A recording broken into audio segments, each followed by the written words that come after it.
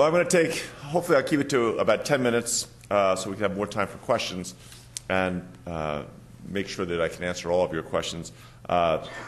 Certainly appreciate you all coming down here and taking some time out to begin thinking about this process of who you're going to vote for, who you're going to support. I spent the last 8 months going around the state. I joke that James Bond, the 007, is a license to kill. If you're running for governor, you have a license to visit, and you get to go pretty much anywhere. You can call up somebody like Dave Locke, and next thing you know, he's going to take a couple hours out of his day with some of his team and take you through the Craig Station so you can see it firsthand. It was funny, after we did the tour of the Craig Station, we went in and had a meet and greet in the town of Craig. We had about 50 or 60 people, and obviously folks concerned about the coal mines up there. And the first question was Mayor Hickenlooper, when you came into town, you drove right by a coal plant.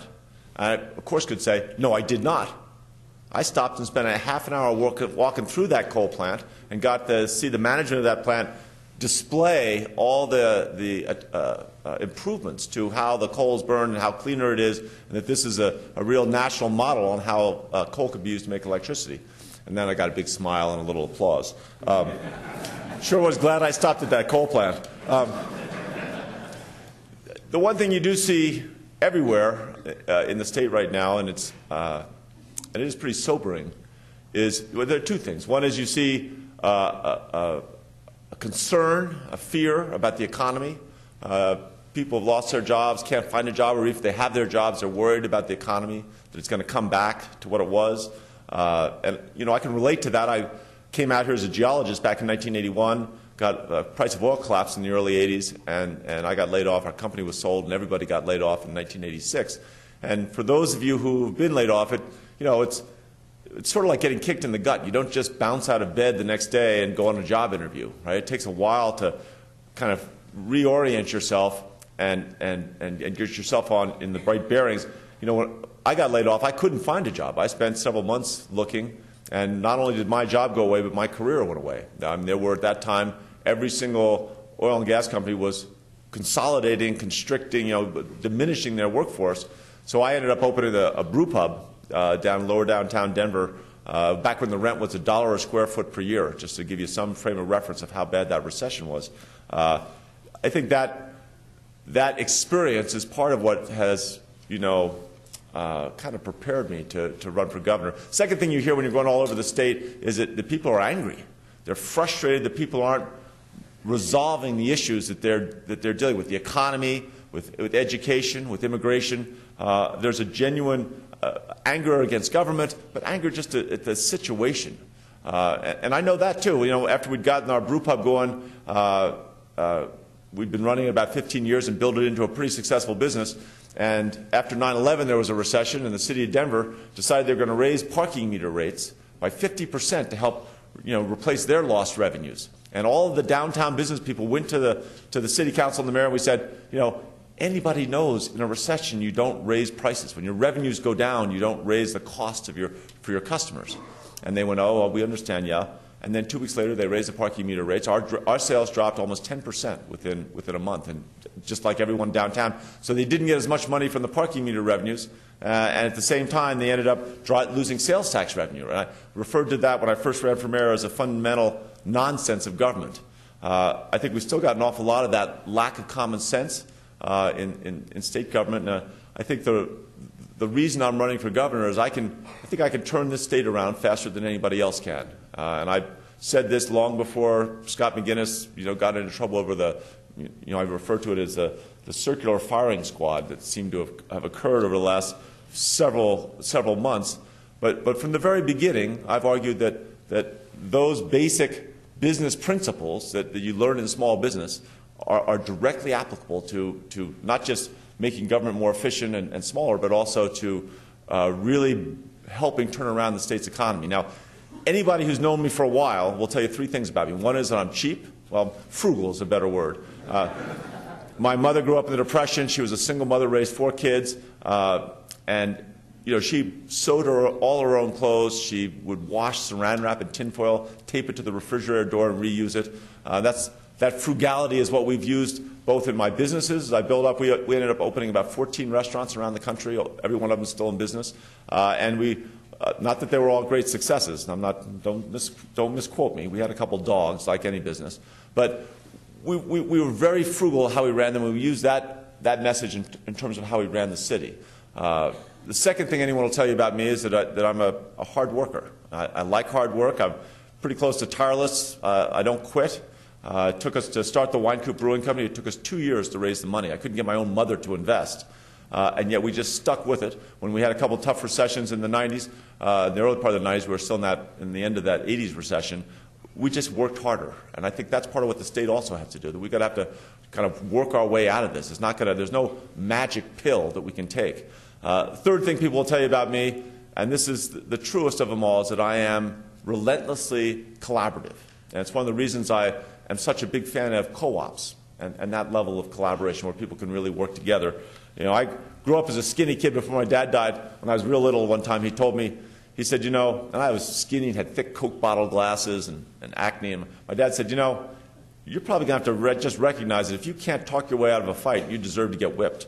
And he's probably right. And I was always the peacekeeper in high school and college, the one who talked people out of their disagreements. And that turns out to work great in the restaurant business. Within a couple months of being in the restaurant business, you learn, usually the hard way, that there's no margin in having enemies, right? No matter how unreasonable that customer is, you'll do everything you can to make sure they don't go away and start smearing your reputation everywhere. And true enough, in government, it's also important, right, to build those collaborations. When I got elected, the mayor of Denver never talked to the mayor of Aurora. Now we have partnerships together where we buy gasoline together. We purchase elevator maintenance together. We have formal agreements that we will not offer incentives to try and lure businesses from Aurora to Denver and vice versa, from Denver to Aurora. It's just a question of rolling up your sleeves and really trying to figure out and make sure that that you are collaborating. I think those three things, right, a sense of frugality and hard work and real collaboration is what the state needs to turn around this economy and get back on the right track. And I can guarantee you, having been all over the state, there is zero appetite in this economy to raise any taxes of any sort. And yet, if you look at the state budget, every component of the state budget is upside down. There's not enough money for education. There's not enough money for transportation. There's not enough money for health care. There's not enough money for higher ed. There's no magic hidden pot of money you can move from one source to another. The only way we're going to work our way out of this recession is by expanding the success and the vitality of our businesses, having them hire more people, pay those new employees more money, and create more income tax. I just don't know any other way that it's going to happen. And I think that growth, I mean, you can go to the website. I won't bore you with all the details, but we have a bottom-up approach to economic development. We want to go out and get all 64 counties to do their own economic development plan instead of waiting for somebody from some group of executives from Denver to decide what the solutions are for the rest of the state. Let's get all 64 counties to look at their own strengths and weaknesses, their threats and opportunities. I mean, what do they want to have as part of their economic future in the next 20 years or the next 50 years? And once you get all those 64 counties with a plan, and make sure they have the real facts. Right? If I was to ask all of you, how many of you, if we were to say, what is Colorado's pro-tax business environment? Is our tax environment pro-business or is it anti-business? How many of you would say it's anti-business? How many of you would say it's average? And how many would you say that our tax environment is pro-business? Right? Nobody. Right? Well, here's the fact. We have the 5th most business-friendly tax environment in the United States. Right? That's not me. That's Bill Owens gave me that, and there's a bunch of different publications I could give you, but nobody knows that. Right? How are we going to make ourselves pro-business? Right? If we don't know the facts. So we go out, we do 64 county economic development plans. The state has 9 what they call economic development regions or districts. Let's take the 64 county plans, merge them into 9 regional plans, and use those 9 regional plans to create a state plan that is owned by everybody, right? And not just the economic development professionals, but let's get the Rotary clubs and the Lions clubs and the real estate agents and the insurance brokers all over the state to play a role over 8 or 10 months to really decide what our economic future should look like. And in the process, we begin to brand the state, right? We begin to show the rest of the country that we are all about business here. And we're the one place where we're going to protect our environment, maintain our business ethics, but we're going to cut the red tape. We're going to make our state government smaller and more effective. And we don't go out and brag about this, but in the 7 years since I've been mayor, we have reduced the size of city government by 7%. That's 7% fewer employees than when I started over that long a period. And that's before the recession, just for the record. We started that before the recession. And that is the largest drop, the only drop that we can find over that long a period where city government has shrunk. We don't think the state government ever has over that long a period.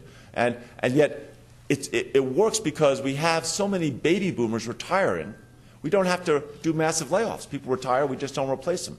We use technology, more innovation to find better ways of doing more with less and have smaller government. In Denver, we've cut chronic homelessness by 60%. We've planted 200,000 trees on our way to 1 million. We've got a national model on sustainability, and yet all that done with less people. And I think that's what the state has to do, tie it in with that economic development plan, and brand ourselves as a place that's pro-business, that does things in a different way, that believes in small, effective government. I don't think we're ever going to attract a ton of companies to move from other states to come here. It was my preference, and I'm not saying this is part of our platform, because I'd get shot by all my friends in the economic development business. But I always used to hate when we'd give incentives to some developer to do a big project in Denver, and basically my tax dollars would be being used to fund my competition. It kind of drove me crazy. I'd love to take some of that incentive money and use it to really provide venture capital or some other access to capital for our small businesses or those businesses that might want to move here.